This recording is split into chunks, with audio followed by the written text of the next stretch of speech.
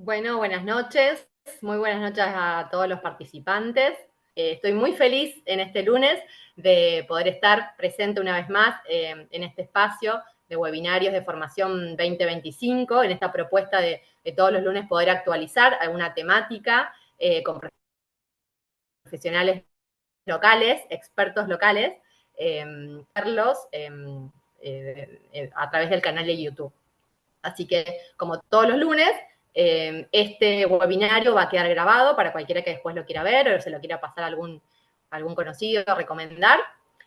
Hoy nos reúnen las lumbalgias, una patología tan prevalente y que es transversal para varias especialidades, de clínicos, generalistas, cirujanos, traumatólogos. Todos hemos tenido alguna vez algún paciente con lumbalgia en el consultorio. Y esta noche tenemos el placer y la alegría de contar con el doctor Gustavo Filippi. Él es médico especialista en fisiatría, hizo también su formación en un posgrado en el italiano de Buenos Aires, de dolor, y ha participado de múltiples workshops, que no solo ven la parte teórica, sino práctica, tanto en Buenos Aires como acá en Rosario. Y bueno, tiene bastante idea, diría yo, de toda la parte de lumbalgia, de maniobras, sobre todo anatomía, que a veces uno por ahí ve en los primeros años y después se nos va haciendo un poco más agua con el correr del tiempo y que es tan importante específicamente para esta patología. Así que bueno, sin mucho más preámbulo, vamos, todo aquel que tenga preguntas, lo ideal es por ahí no interrumpir tanto durante la exposición, si hay algo puntualmente importante, obviamente sí se puede hacer, y si no, cualquier cosa quedan en el chat, y al final de la presentación compartimos todas las dudas, las preguntas, las experiencias. Así que, Gustavo, adelante nomás.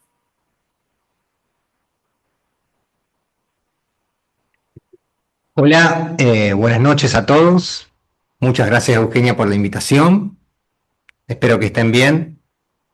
Y la idea de esta charla es poder ver en la facultad no nos enseñan mucho, sí nos enseñan anatomía, pero no nos enseña mucho sobre la semiología, la anamnesis y la fisiopatología osteomioarticular. Entonces la idea es, al no tener tanto conocimiento en lo que son síntomas y signos y entender la patología en sí, muchas veces la lumbalgia o cualquier dolor osteomioarticular entra en un gris de diagnóstico.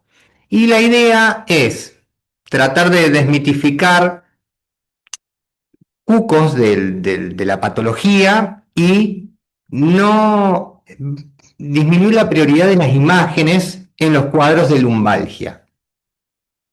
Así que bueno, es la idea de la charla.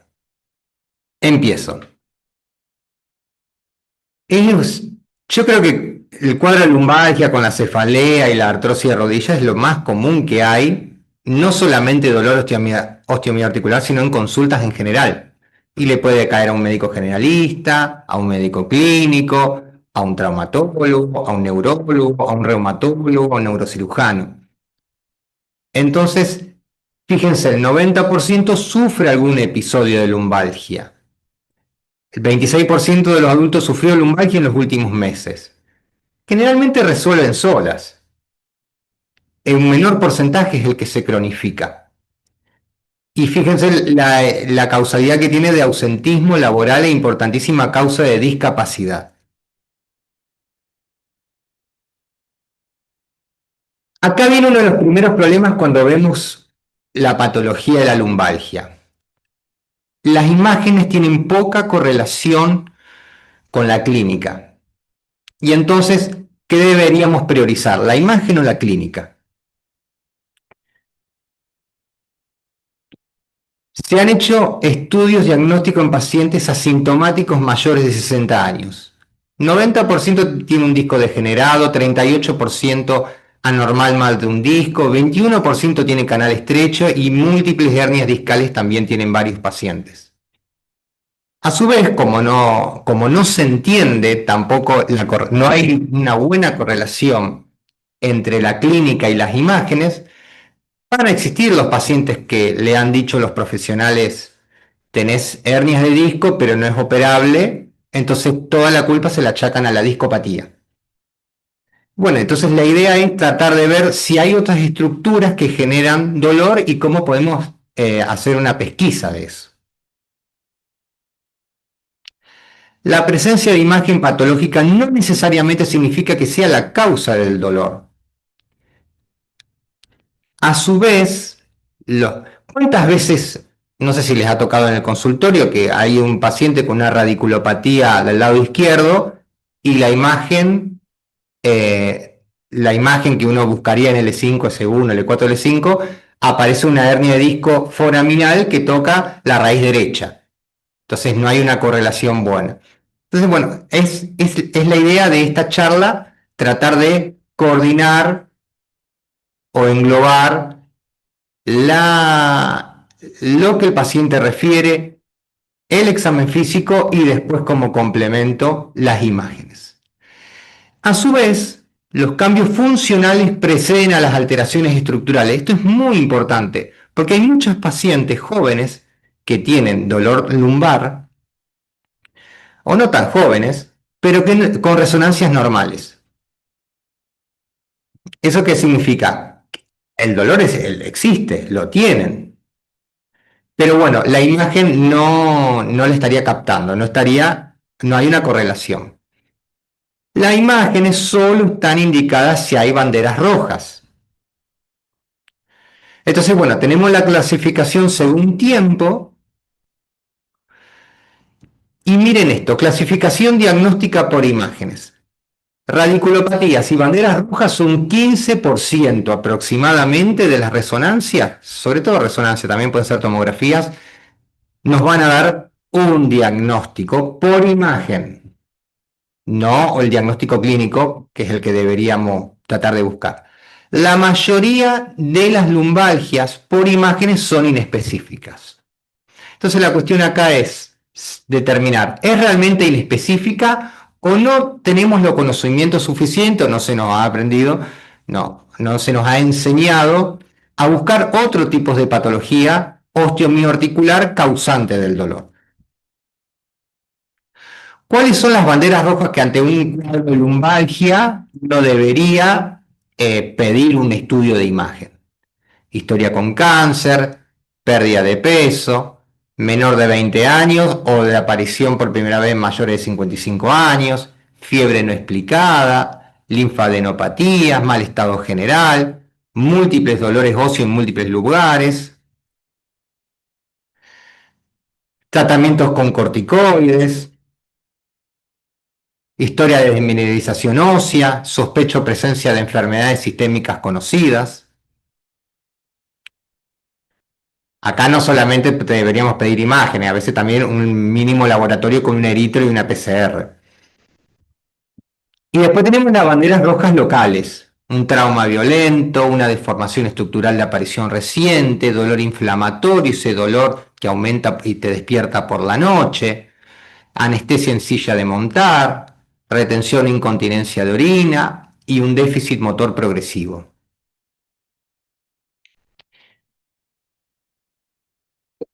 ¿Qué pasa con las banderas amarillas? Las banderas amarillas son los que nos dicen qué posibilidad hay de que se pueda prolongar un cuadro de lumbalgia inespecífica según estudios. Entonces, acá entra en juego la psicología del paciente o el saber cultural popular o lo que le han dicho otros colegas de que la lumbalgia y la actividad física son dañinas, que hay que hacer reposo, cuando se asocia a depresión, ansiedad y mal carácter, cuando hay problemas personales, problemas laborales, falta de apoyo familiar, baja expectativa y participación en tratamientos. Todos estos factores psicosociales tienen mayor valor predictivo de perpetuación del dolor que la clínica y las imágenes. Entonces, qué importante es saber tratar de diagnosticar, en lo posible, o de desmitificar. He tenido pacientes que le han dicho los neurocirujanos, no, tenés una columna de una paciente de 80 en un cuerpo de 45, pero no es operable. Y tenés múltiples hernias. Y la paciente tiene una lumbalgia que no irradia piernas.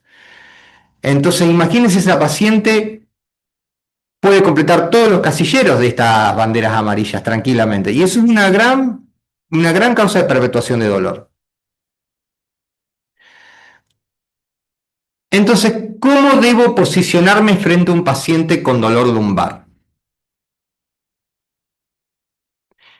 Esto es uno de los principales aspectos que quiero que les quede claro, que se lo guarden de la charla, porque les va a servir mucho en la vida cotidiana en el consultorio. Dolor lumbar que irradia en piernas. Bastante común. El 2/3 de los pacientes que presentan dolor lumbar reportan síntomas en miembros inferiores. Son muchos los cuadros clínicos que presentan esta característica. Interrogar y revisarlos son claves para hacer el diagnóstico diferencial. Esto es importante. Cuando uno en la anamnesis y en el examen físico puede sospechar una patología radicular y pedir una resonancia. Cuando el dolor es más fuerte en la pierna que en la espalda. Y cuando el dolor generalmente pasa a la rodilla. Ahí estamos probablemente ante una radiculopatía. Puede haber déficits neurológicos. Generalmente no los hay. Pero en general sí son positivos los test neurodinámicos. Los test neurodinámicos, el famoso LASEGE. Entonces, si vos tenés un paciente con un dolor lumbar que irradia a una pierna, pero duele más la pierna y el dolor pasa la rodilla, ahí podemos estar ante una presencia de una radiculopatía, L5, S1, L4. Puede ser también L3, L2 y que el dolor irradia al muslo.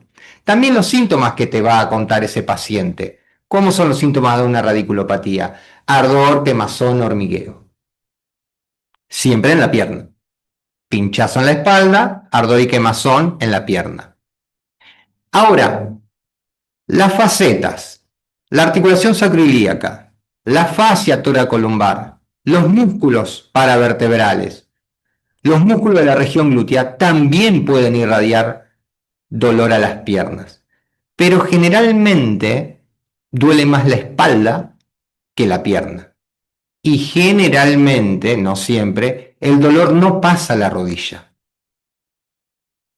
Y realizando maniobras semiológicas, vos podés determinar, no, lo que vos estás sufriendo ahora es un dolor sacroiliaco, es un punto es un dolor muscular. O es un punto muscular, o es un dolor en una articulación facetaria, o es la articulación sacroiliaca. No, vos ya podés tranquilizar y los test neurodinámicos siempre son negativos generalmente. Entonces, estamos, dolor radicular, duele más la pierna que la espalda, tiene síntomas neuropáticos y el dolor generalmente pasa a la rodilla. Y el dolor somático referido de las estructuras no radiculares, que ahí es un dolor referido, no irradiado, no irradian por el trayecto del nervio, el dolor es más concentrado en la espalda, tiene sus maniobras según lo que uno esté sospechando, y no tiene los síntomas neuropáticos, no tiene ardor ni quemazón. Después, la estenosis lumbar, el famoso canal estrecho. Este paciente generalmente tiene una historia de lumbalgia, pero le van a doler las dos piernas y va a tener la famosa claudicación neurológica. Esa es la que siempre en medicina, en la facultad nos enseñan a hacer la diferenciación con la claudicación vascular, donde la claudicación neurológica, el paciente claudica siempre un trayecto variable y se le pasa sentándose o inclinándose hacia adelante, porque vos al inclinarte o al sentarte aumentás el diámetro del canal espinal, entonces no se asfixian las raíces. Pero duelen más las piernas y casi la espalda no duele. Y uno lo pensaría como la primera causa de estenosis lumbar es la patología degenerativa, hipertrofia del ligamento amarillo, más hipertrofia facetaria, más discartrosis que invaden el canal desde adelante, uno pensaría en personas mayores. Y después tenés el síndrome del dolor del glúteo profundo. Algo que deberían hacer siempre cuando alguien les consulta por dolor lumbar, o algo que hago yo, que a mí me sirve mucho, es preguntarle dónde inicia el dolor. Y muchas veces van a ver que el paciente le refiere dolor en el glúteo. Ahí es donde más le duele. Y sobre todo en la parte baja del glúteo. E irradia a la pierna. Entonces, es un dolor que puede tener características neuropáticas porque se está apretando el nervio ciático. Pero es un paciente que puede tener un lacegue negativo, pero vos haces las maniobras del músculo piramidal, que es el principal causante de este síndrome de dolor glúteo profundo o ciática decapitada, porque no hay dolor lumbar, hay dolor glúteo que irradia pierna. Entonces, en estas cuatro, en estas cuatro temas yo les explico, o ustedes ya pueden empezar a hacer una diferenciación entre una radiculopatía que necesita una imagen o solamente con examen físico. ¿Por qué? Le digo, porque en una radiculopatía ustedes pueden dar algún corticoide inyectable, alguna pregabalina para dolor neuropático. No es el objetivo del curso el tratamiento. Pero si tenés un dolor articular, nadie que yo conozca le da pregabalina a alguien con artrosis de rodilla. Bueno, lo mismo pasa para un dolor sacroiliaco, lo mismo pasa para una artrosis facetaria. Y después, cuando tenés un síndrome del glúteo profundo, si es mucho más fuerte el dolor glúteo que el de la pierna, uno está pensando más que el punto gatillo que está afectando, que da el cuadro, es más para antiinflamatorios, kinesio, todo. Perdón, permiso. Si no existe ninguna bandera roja, lo que les nombré hoy, y tampoco sospechan una radiculopatía por síntomas ni por examen físico, estaríamos en presencia de una lumbalgia baja inespecífica, pero no requeriríamos pedir tantas imágenes.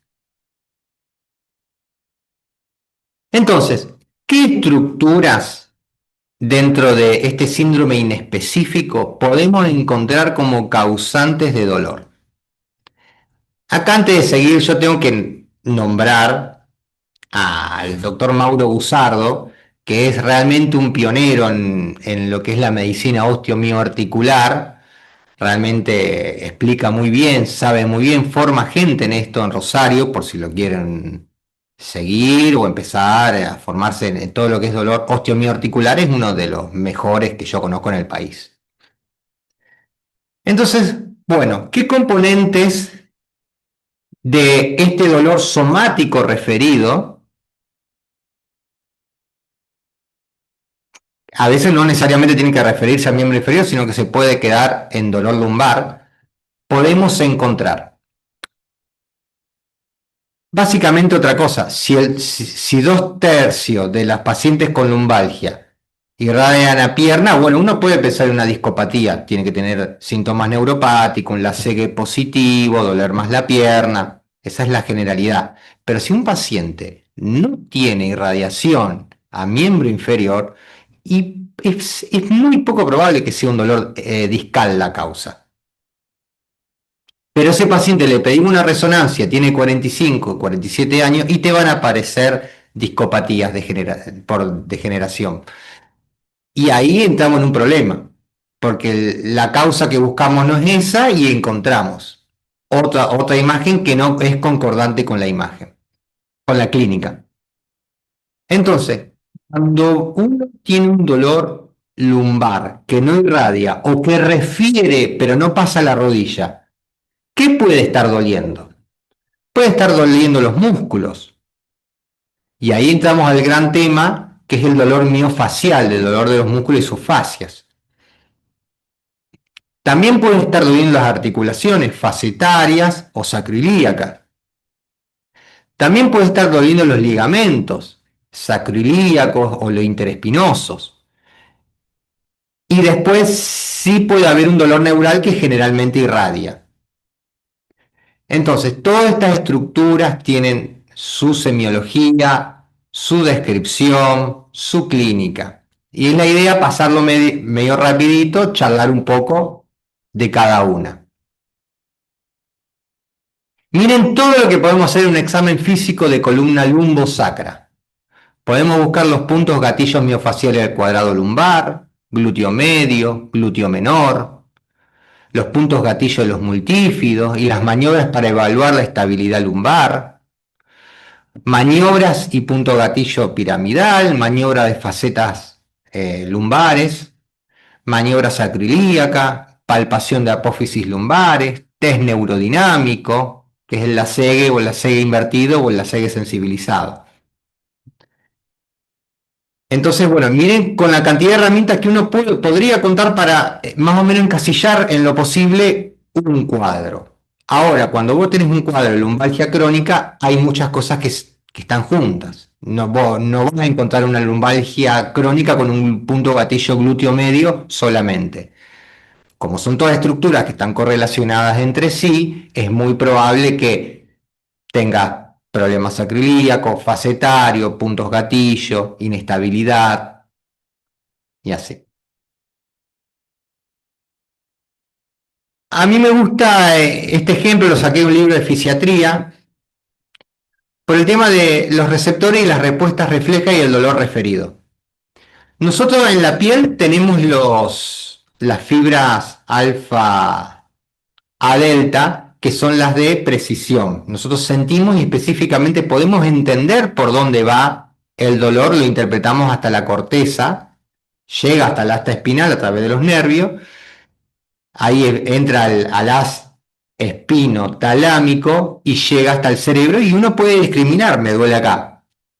Pero todo lo que es el miotoma, que es todo músculo y fascia, el esclerotoma, que es todo lo que es articulación y ligamentos, el viscerotoma, que son todas las vísceras, no tienen esas fibras A delta sensitivas o para el dolor, sino que tienen fibra C, en donde uno no la capta, el cerebro no, la médula y el cerebro no captan específicamente qué es lo que duele. Entonces, capaz que duele un músculo y uno lo toma como un dolor irradiado o referido o profundo o mal definido. ¿Mm? Además, ¿por qué pongo receptores y respuestas reflejas? Vos tenés un dolor facetario, una inflamación facetaria, le manda la señal a la médula y la médula responde con una contractura, con un dolor punto gatillo miofacial para inmovilizarte y esa es una respuesta refleja de cómo estarían estas capas comunicándose entre sí. Bien, y todo esto converge a la médula.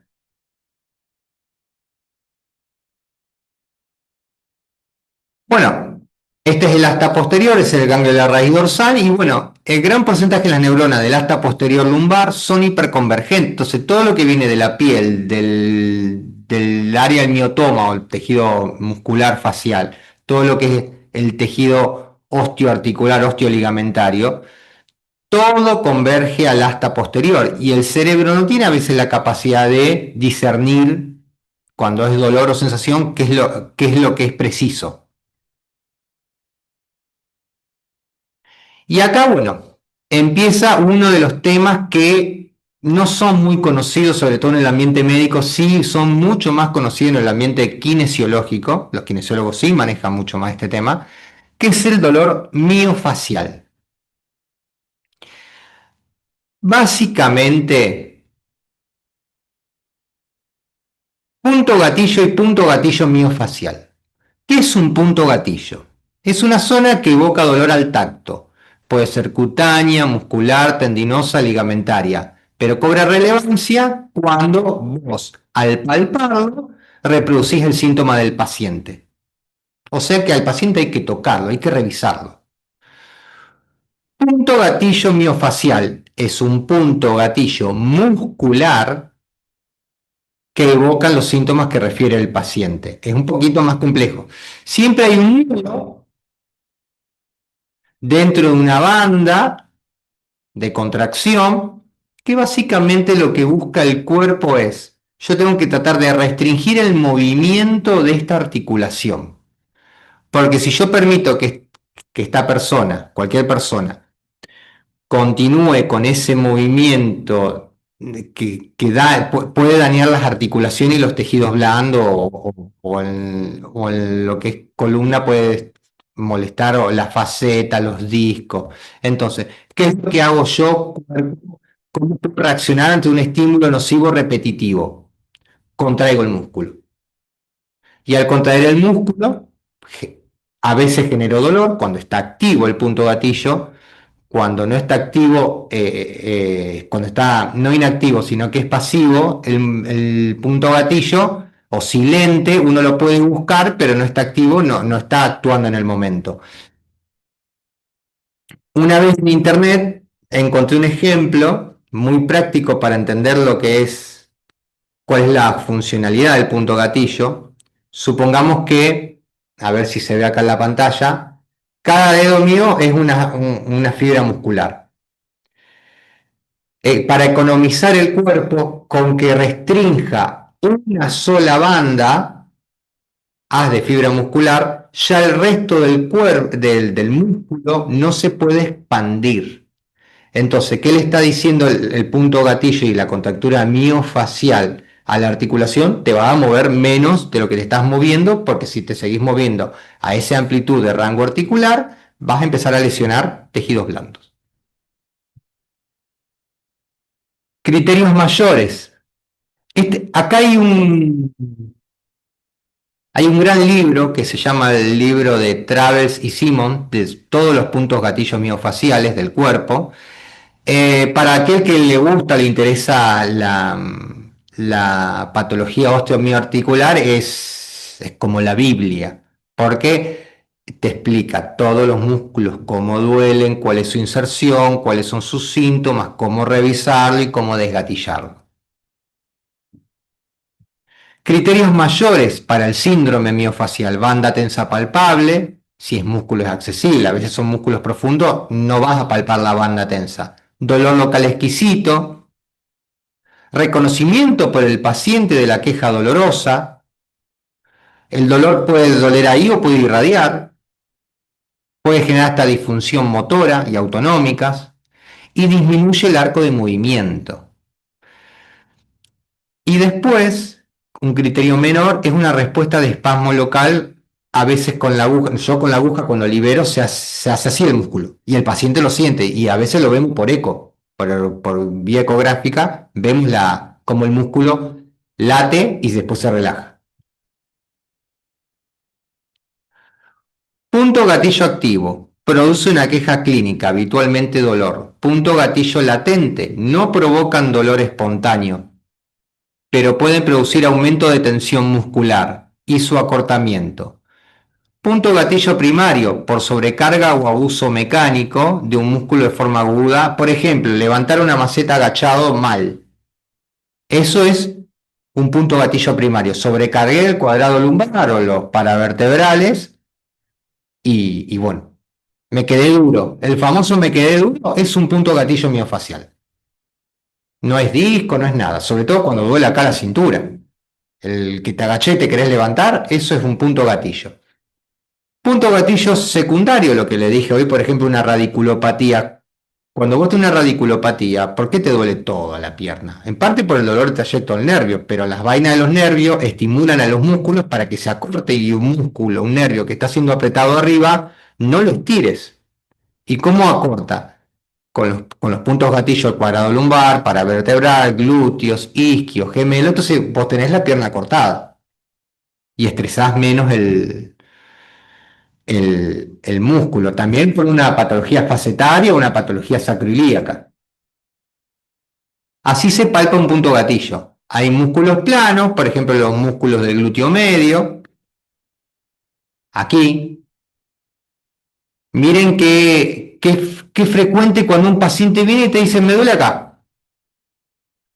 Le hacen un LASIK negativo, si es que se lo hacen, a veces no los revisan mucho y ya le piden la resonancia. Le piden la resonancia, viene una hernia y ya se complicó todo, porque lo que capaz que tenía era un punto gatillo miofacial. Este músculo se palpa así, contra la fosa ilíaca externa. Tiene sus nudos, cada crucecita es un nódulo dentro de una banda tensa y Cada nódulo doloroso irradia, refiere dolor a cierto lugar. Después del músculo se puede agarrar. Sobre todo, esto es más fácil acá el trapecio, por ejemplo. El trapecio superior se puede apretar y se puede palpar. Muchos si lo palpan acá le puede generar un dolor hasta acá arriba. Pero esto es por una generalidad de los puntos gatillo. ¿Qué es el síndrome miofacial? No están inflamados los músculos. Entonces, ustedes sospechan un dolor miofacial. ¿Tiene sentido un corticoide o un antiinflamatorio? Yo les puedo decir ni, porque inflamación no es, pero los antiinflamatorios también son analgésicos. Entonces pero vos podrías darle un tramadol, tapentadol, lo que se te ocurra, un paracetamol, y no tener que darle antiinflamatorios. Y mucho menos medicación antineurítica tipo pregabalina, gabapentin. Dolor regional, mal localizado en los tejidos subcutáneos, continuo, a veces el paciente percibe insensibilidad o parestesia en vez de dolor, puede referirse a distancia. Mientras más irritado está el punto gatillo, más va a irradiar. El arco de movimiento del paciente es menor y, por ejemplo, los puntos gatillo en el cuello son los que mucho causa de mareo e inestabilidad. Y a veces un punto gatillo te puede comprimir un nervio. El piramidal te puede comprimir el nervio ciático, mayor en la escotadura ciática. Mayor. Miren toda la incidencia que tienen los puntos gatillo en clínica de dolor y de traumatología. Punto gatillo glúteo medio. Miren este, punto gatillo glúteo menor. No es infrecuente esto. Dolor en la cara lateral glútea que irradia hasta el gemelo. Es muy común. Y ustedes escuchándolo y palpando arriba, por ejemplo, palpándolo arriba del trocánter, dos, tres traveses de dedo arriba del trocánter donde están las crucecitas, ustedes pueden generar el dolor que tiene el paciente. ¿Mm? Después sí, hay posiciones para revisarlo, tienen su clínica, por ejemplo, pero el músculo glúteo menor está inervado si mal no lo recuerdo, por el nervio glúteo inferior, nervio glúteo superior, rama del ciático, y fíjate que tiene una radiación ciática parecida a L5S1. Este músculo molesta mucho para caminar. Este músculo puede estar contracturado por una artrosis, porque es el principal abductor de la cadera, y fíjense, vos tenés una incipiente artrosis de cadera, el músculo que hace, se gatilla para que vos no muevas tanto la articulación de la cadera y vos sentís lumbalgia. Y el problema, vos lo sentís en un lado, pero está en otro. Cuadrado lumbar, este músculo cuando duele es terrible, porque el paciente no se puede dar vuelta en la cama, el paciente no puede toser, no se puede pararse, no se puede de la cama, como es un músculo antigravitacional, no se puede levantar de la cama, no se puede girar, no se puede parar, no puede estar parado. Y es un dolor fuertísimo. Y fíjense que no irradia, porque que sea muscular no significa que no sea intenso.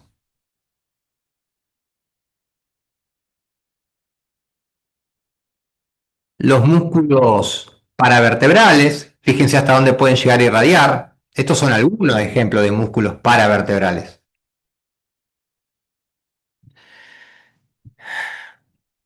Bueno, ahora salgo un poco del dolor miofacial y hablo un poquitín de biomecánica. No es tan aburrido. ¿La columna qué tiene que hacer? Tiene dos funciones básicamente la columna.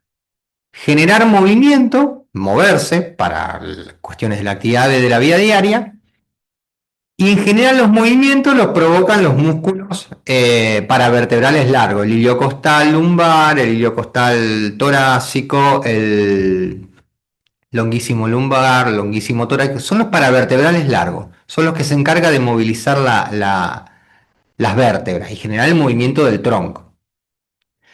Pero también tiene que servir como un punto fijo, ser una estructura estable, porque las piernas, los brazos, cuando los movemos en la vida diaria, necesitan, como trabajan como con palanca, necesitan un punto fijo, y el punto fijo es son las vértebras, la columna. El core, el famoso core, por eso es tan importante el fortalecimiento de core en una paciente con lumbalgia. Entonces, siempre hay un delgado equilibrio entre estabilización y movimiento de la columna. Ahora, cuando alguien va a generar movimiento en la columna, se preactivan primero los estabilizadores. Los estabilizadores son los multífidos, los chiquititos. Entonces, se preactivan para que después el movimiento sea coordinado entre vértebra y vértebra y trabaje coordinadamente, trabaje bien y no lesione tejidos blandos, facetas, ligamentos, el mismo disco. Entonces, al trabajar eficazmente, proteges el disco, proteges la parte de amortiguación de la columna. Entonces, este músculo es propioceptor también, los multífidos. A medida que se empiezan a mover, le empiezan a mandar señales a la médula y la médula le devuelve la señal para que haga las contracciones necesarias para que el movimiento sea coordinado y no haya lesión, junto con los ligamentos. ¿Qué pasa? ¿Por qué a alguien que está sentado todo el día le puede llegar a doler la columna lumbar? ¿Mm? Cuando uno, acuérdense que ya lo vamos a ver más adelante, pero los ligamentos, el ligamento es el ojo del músculo, eso lo aprendí en el hospital italiano, en el posgrado. Según cómo se tensa un ligamento en algún movimiento, siempre tiene un músculo que le responde. Siempre. Para cada ligamento hay un músculo. Entonces, el ligamento es el que le avisa al cerebro, a la estructura, a la médula, esa información se la devuelve a través de un músculo para que el movimiento sea lo más suave, lo más normal y se mantenga dentro de un rango del movimiento que no lesione los otros tejidos blandos. Cuando uno está sentado todo el día, empieza a estirar, perdón, estos ligamentos interespinosos y el epiespinoso. El interespinoso es el verde que está entre las espinas y el epiespinoso es este violeta. Esto está en la apófisis espinosa. Al estirarla, al estar estirando, porque uno flexiona para estar cuando está todo el tiempo sentado, no le devuelve, no, pierde la curva, se rectifica. Este ligamento no le manda la señal correcta de movimiento de la columna porque está laxo el ligamento. Hay un estiramiento de la fascia y de los ligamentos. Entonces, al moverse, al uno generar movimiento con un ligamento laxo, ¿qué empieza a pasar? Que estos músculos, que son los multífidos que tendrían que actuar para que la columna se mueva bien, no actúan de manera correcta y empieza a haber inestabilidades.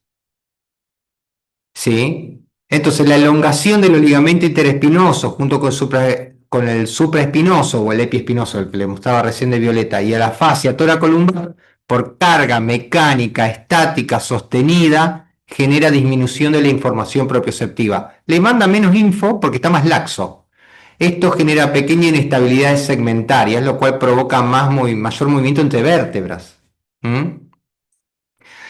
Y esto es un cambio funcional en la columna. Y yo al principio de la diapo dije, los cambios funcionales preceden a los cambios estructurales. Esto con el tiempo sí te puede generar una espondilolistesia, una discopatía, una lisis, una protusión, la atrofia grasa de los multífidos y los paravertebrales, entonces hay cada vez menor coordinación de los movimientos de la columna y eso genera dolor por problemas de control motor de la columna.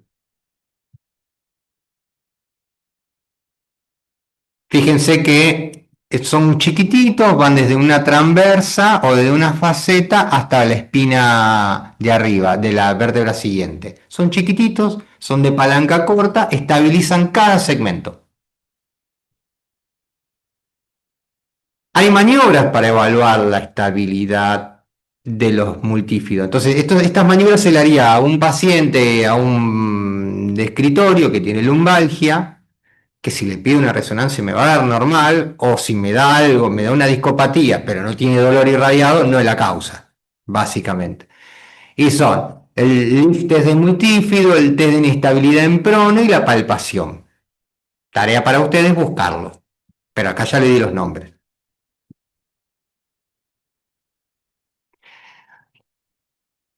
Estamos todavía encima músculo. Síndrome de hiperlaxitud articular. No sé si vieron gente a veces que tiene la facilidad de en frío pedirse que toque los pies con la rodilla estirada y se puede apoyar las palmas de las manos. ¿No es cierto? Son laxos. Son laxos porque tienen un problema del colágeno. El tema es que como son tan laxos y se tienden a esguinzar seguidos, ¿qué hace el músculo? Se contractura, hace un punto gatillo miofacial para mantener lo más estable posible la articulación, ya que el ligamento no está funcionando como un estabilizador articular. Entonces viene alguien que es laxo, que ya van a ver que es muy común, no es infrecuente este síndrome. Y vos le decís, bueno, tenés lumbalgia, anda a hacer kinesio y a estirar. No, estirar es contraproducente en este tipo de pacientes. Porque básicamente esos puntos gatillo que tienen son para restringir el movimiento. Ahora, cuando el punto gatillo puede ser latente, que no genere síntomas, pero si es muy activo, hay otras formas de generar alivio de los puntos gatillo que no sea con estiramiento. Miren lo frecuente que es. 5 a 14% de la población tiene este síndrome en algún porcentaje. Tiene sus criterios. Los pacientes que cuando estiran los codos parece que se les sale. Extensión se le va el codo en valgo. O se le va la rodilla para atrás o pueden tocar el piso con las palmas en seco. Bueno, esas son todas maniobras que te dicen que el paciente es hiperlaxo. Lumbalgia puede tener, obviamente, porque si ya no le funcionan bien los ligamentos para decirle a los multífidos cómo se tienen que contraer para coordinar el movimiento de la columna, es una causa válida que hay que buscarla, sobre todo en pacientes jóvenes. Síndrome de cruzado inferior. Estos son factores de perpetuación. Los cruzados que pueden ser superior e inferiores cuando el paciente está mucho tiempo sentado, además del elongar, genera contracturas o acortamientos por puntos gatillo. Entonces, acá ven una cruz. El psoas, que es el flexor de cadera, y el erector de columna están todo el tiempo contracturados, así, acortados. Bien. Y el glúteo mayor y los abdominales inhibidos. O sea, no tiene core este paciente, no tiene fuerza para tomar un punto fijo para los movimientos de las piernas. Así que, bueno, paciente que le queda una pierna más corta que la otra, puede generar dismetría y eso hace que se gatillen básicamente los músculos. Bueno, cuando hoy les mostré las muñecas de mamusca, le puse el dermatoma, le puse el miotoma y le comenté hablar del dolor miofacial, que es un nódulo dentro de una banda tensa, que acorta el rango de movimiento, que si está activo genera dolor profundo, mal definido, puede irradiar. Y después del miotoma está el esclerotoma, que son todos los ligamentos y articulaciones. La imagen no es muy buena, pero miren todos los ligamentos que hay en la articulación sacroiliaca, más la misma articulación. Imagínense que el área sacroiliaca es el área de zona de pasaje de fuerza, desde el piso hasta la cabeza. Los ligamentos sufren procesos, esto generalmente no se enseña en la facultad. Miren esto. Los ligamentos sufren procesos degenerativos capaces de producir dolor. Los dolores de los ligamentos son importantísimos causa de dolor osteomioarticular crónico. No se diagnostica salvo un esguince. Y el problema es que generan gran disfunción porque comprometen la estabilidad articular. Lo que les repetía hoy, el ligamento es el ojo del músculo. Y acá le vuelvo a poner lo de la postura prolongada en sedestación. Lo mismo va para el cuello. Estiras todo el tiempo así y generas la invisibilidad de los ligamentos en las articulaciones y genera el dolor. Este es el ligamento interespinoso, que les nombré hoy. Este es Hackett. Hackett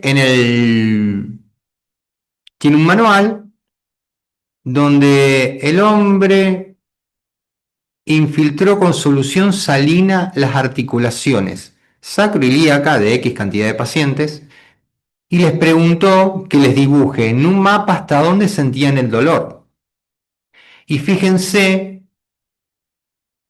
los puntos ahí arriba en el sacro que infiltró y hasta dónde irradian. O sea que es una estructura no radicular que puede irradiar. Generalmente irradian por encima de la rodilla, pero no siempre, ¿no? En medicina no es 100% taxativa. Esto fue lo que hizo el Hackett. Empezó a infiltrar todos los ligamentos sacroiliacos. Y este es el mapa de dolor. Dolor del ligamento sacroiliaco. No irradia por debajo de la rodilla en general, empeora en cualquier posición estática. Se dice que en estática nos sostienen los ligamentos y en dinámica nos sostienen los músculos. Entonces, si vos tenés un dolor que mejora con el movimiento, probablemente sea un dolor ligamentario. Columna, glúteo, cuello, hombro. El tema es que la articulación sacroiliaca, ahí en la fosa ilíaca externa se inserta el glúteo medio, glúteo mayor, glúteo menor, piramidal, y cuando hay un desbalance y una afección de la articulación sacroiliaca, se retroalimenta y mantiene los puntos gatillo activos.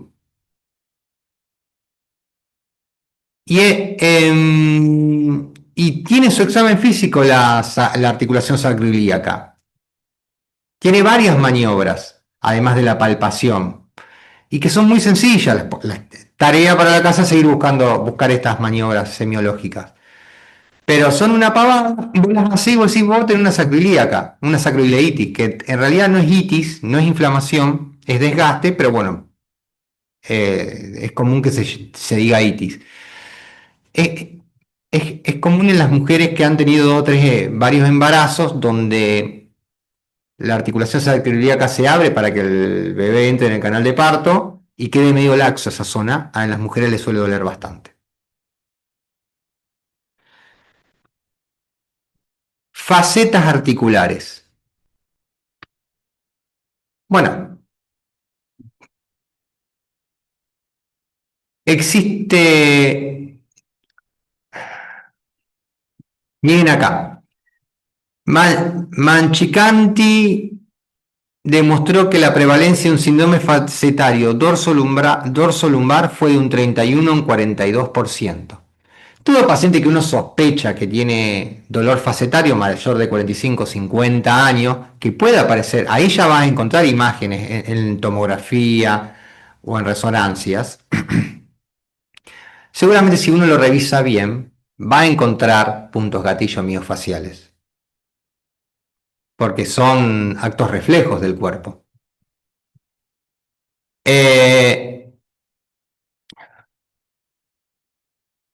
¿Cómo es el dolor lumbar en el síndrome facetario?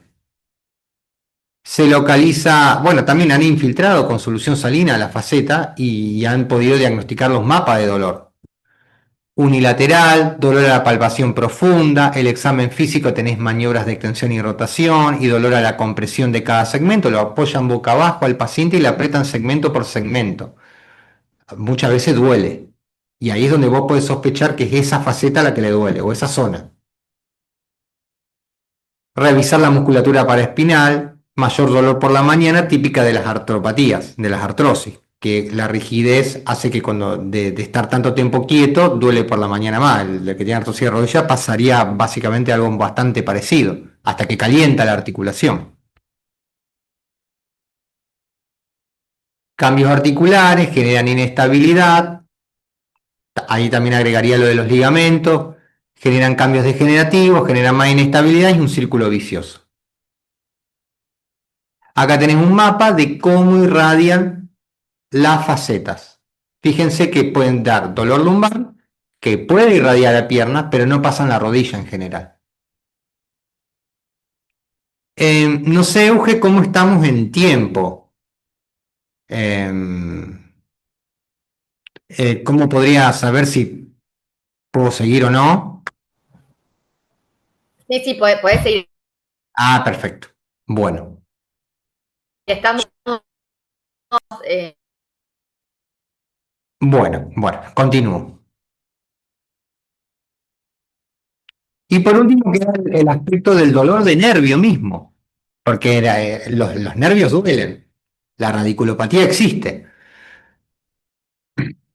Pero vieron todo lo que podemos diagnosticar. Ahora ya saben que después de esta charla que existe un dolor facetario, existe un dolor miofacial, existe un dolor sacroiliaco, existe un dolor ligamentario. ¿Mm? Existe un síndrome de glúteo profundo, que no lo aboqué acá para cortar un poco la charla. Pero bueno, y ahora viene la tensión neural, las radiculopatías.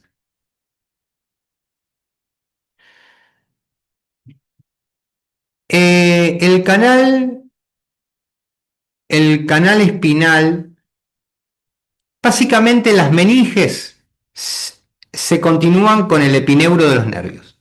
Entonces, todo el conectivo del sistema nervioso central se continúa con el conectivo del sistema nervioso periférico. Hay un continuo, ¿no es cierto? Entonces, ¿qué son las maniobras de tensión neural, de las maniobras de la movilización neural? A los nervios no les gusta ni que lo aprieten ni que lo estiren. Entonces, si vos tenés una hernia que te está apretando un nervio y vos le haces una maniobra en la segue, generalmente queda positivo. ¿Por qué? Porque ya está irritada esa vaina que cubre el nervio, ya está sensibilizada todo ese conectivo y uno encima lo estira y lo sensibiliza más. ¿Mm? Y como hay un continuo, vos podés. ¿Se acuerdan? Yo siempre me acuerdo de esto, las maniobras de la meningitis. Las meningitis, uno tiene inflamadas las meninges, por esa meningitis. ¿Y cómo eran las maniobras de la meningitis? Una es flexionarle rápido la cabeza. Cuando hay flexión hay estiramiento de todas las vainas conectivas. Y la otra maniobra es elevarle la pierna. Cuando vos tenés una meningitis y está inflamada la vaina del sistema nervioso central y se la estirás a través de estirarle los nervios del periférico con maniobra, el epineuro jala de la meninge y genera el dolor. ¿Mm? Y en el cosio recuerdo que en la fase final de una meningitis tenía el epistóstomo, creo que se llamaba así, que el paciente está en una rigidez en extensión completa. ¿Por qué? Porque las meninges en extensión completa es donde menos estiradas están. Bueno, ¿qué son las maniobras de tensión neural o de movilización neural? Son eso, es a través de la semiología entender qué nervio, qué raíz le duele. Tejido nervioso posee los siguientes componentes: neurona y la glía, el vascular y el conectivo. El conectivo acompaña todo el sistema nervioso, desde el cerebro, médula y nervios periféricos. Acá está el epineuro, el perineuro y el endoneuro, y después más adentro, más microscópico, la célula Schwarzman. Bueno, la dura madre continúa con el epineuro. El componente conectivo tiene propiedades, o sea que el componente conectivo funciona como un verdadero tejido de protección, ya que la neurona es muy frágil. Entonces tiene propiedades mecánicas, sensitivas, nociceptivas, generan dolor, propioceptivas, se está estirando y genera acortamiento en otras estructuras para no lesionar el nervio, que le permiten al sistema nervioso generar respuestas como dolor o acciones efectoras como contracción de músculos para disminuir, flexionar articulaciones y disminuir esa posible tensión del nervio. Como la neurona es un material frágil, mantiene con el sistema musculoesquelético una relación dinámica continente-contenido. Debe ser capaz de adaptarse a los movimientos del aparato locomotor y se tiene que deslizar. Por ecografía se puede ver cómo movilizando, a ver acá, el nervio mediano, se puede ver por eco cómo se mueven un poquito las raíces acá, a nivel supraclavicular.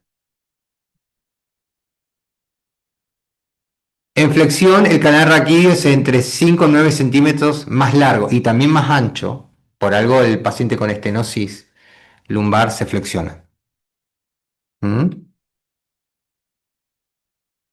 Si estas estructuras conectivas neurales se encuentran sensibilizadas, por ejemplo, está en una radiculopatía, la tensión neural o un piramidal que está comprimiendo el tronco ciático a la salida del agujero ciático mayor, la tensión neural será percibida de forma temprana condicionando los puntos gatillos motores, dolor neuropático y dolor neural. ¿Mm? Un ejemplo sencillo es por qué a un paciente con un túnel carpiano le duele todo el brazo. Este ejemplo lo da el doctor Gusardo, porque el sufrimiento neuropático con la quemazón, ardor y las ganas de mover la mano a la noche es un sufrimiento de la neurona, pero el dolor de antebrazo, bíceps y hasta hombro es un dolor del sistema de las vainas propioceptivas, ¿me entendés? Y la contractura de los músculos, los puntos gatillo.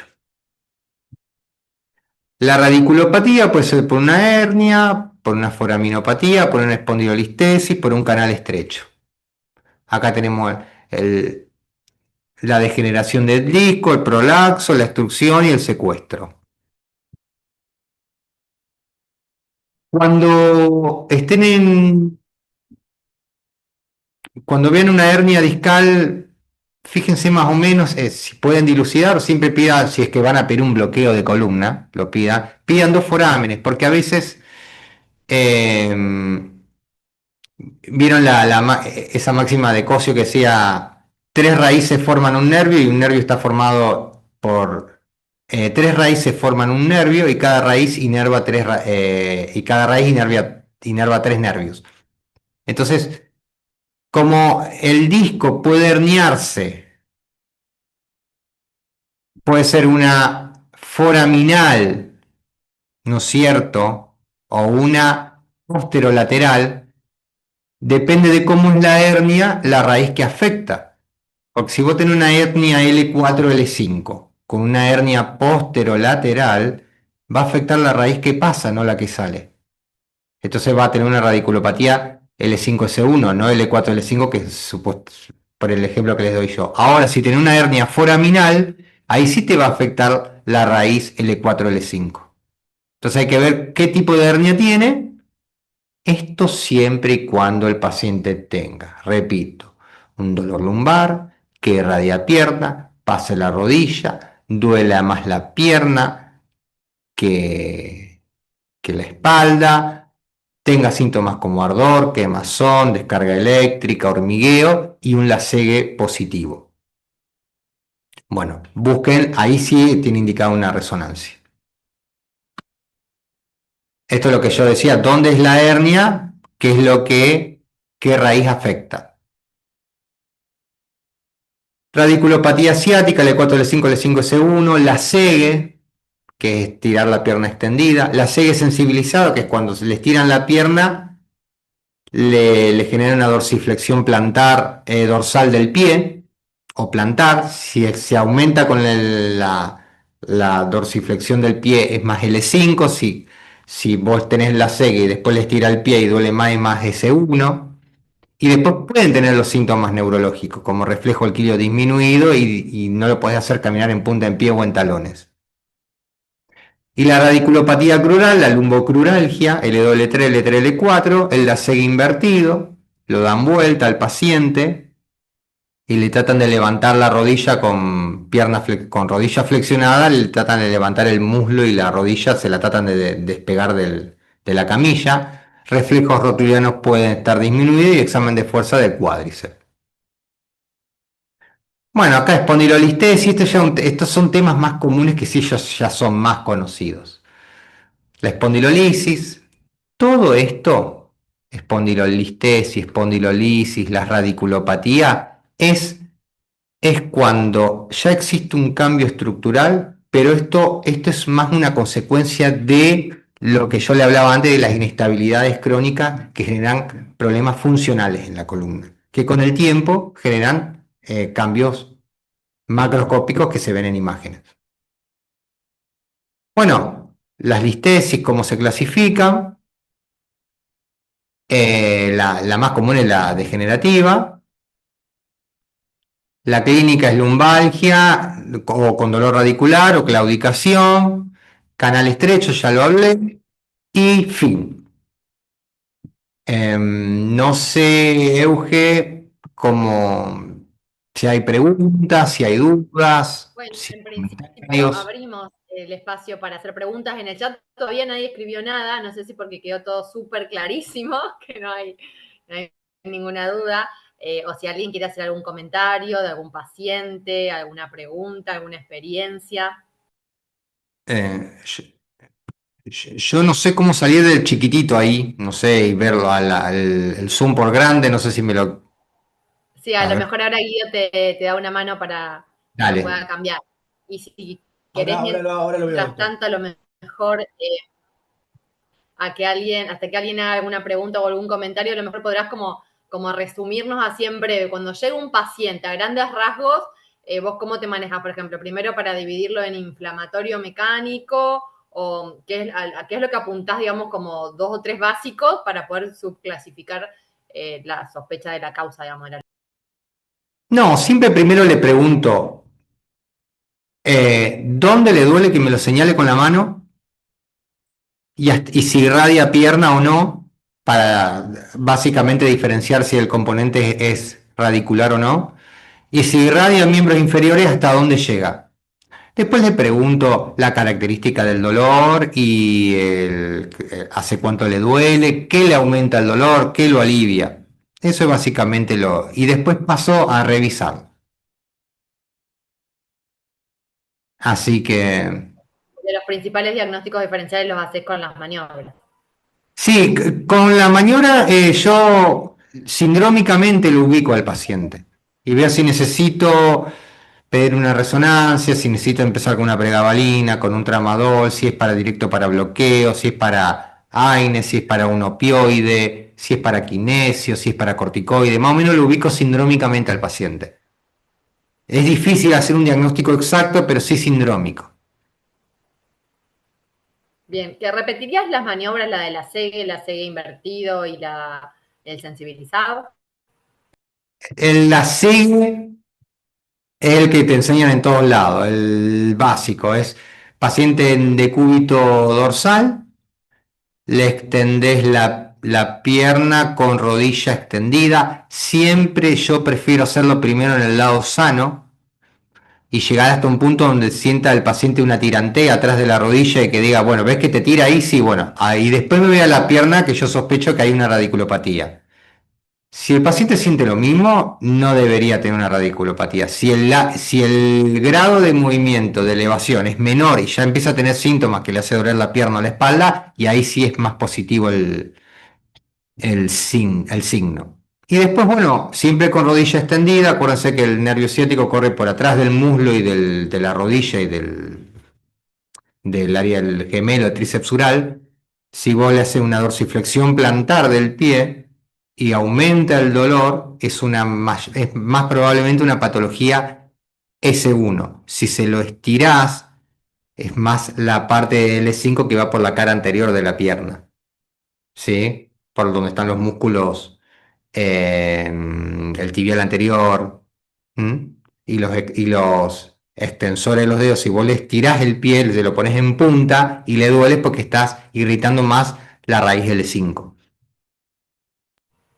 Bien, Y entonces estas maniobras serían principalmente para el paciente que uno sospecha un dolor irradiado, digamos.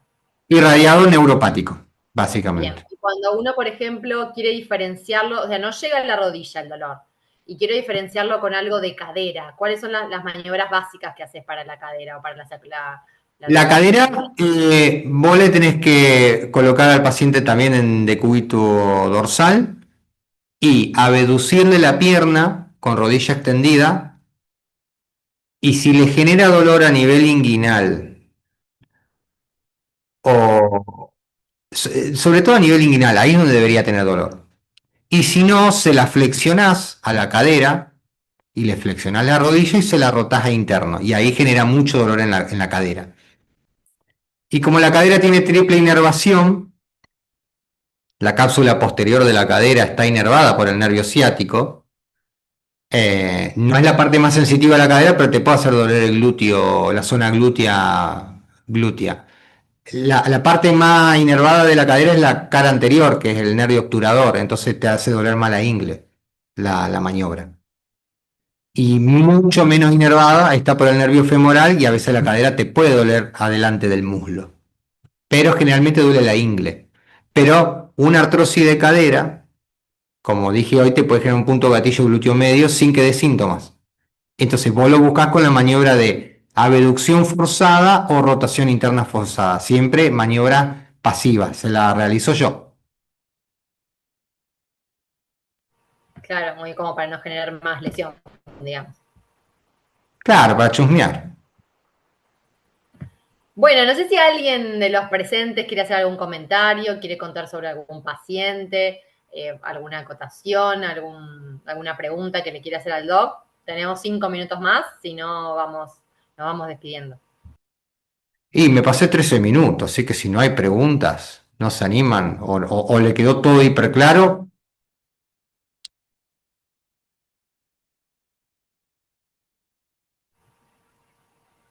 Acá mi Bueno, colega con el que yo trabajo, el doctor Polerat, que es con el que trabajamos en el CEMAFE, en el área de columna, haciendo las infiltraciones, los bloqueos y también en el Sanatorio Mayo, puso algo que en imágenes, vieron que yo puse que en la diapositiva que el 15% es específica y el 85% inespecífica, porque las lesiones ligamentarias crónicas no se ven por resonancia, no se ven. Y los puntos claro. gatillo menos. Sí pueden ver en una resonancia una atrofia grasa de los multífidos, que es muy común verla en los pacientes con lumbalgia crónica, que es por la inmovilización crónica que no los usan. Bueno, muchas gracias al doctor por el aporte. Y bueno, entonces si no hay más preguntas ni comentarios, nos despedimos hasta el próximo lunes, que en el próximo encuentro, el webinario del lunes que viene es sobre abdomen agudo. Así que para el que estaba ahí que no sabía, mañana ya publicamos bien todos los detalles. Así Bueno, que, muchas gracias por estar ahí, muchas gracias, Doc, por bueno, todos sus gracias conocimientos, a su todos. Chau, experiencia. chau. Que tengan buenas noches. Bueno, muchas gracias. De esta manera damos por finalizado el webinario de hoy. Muchas gracias a todos. Hasta luego.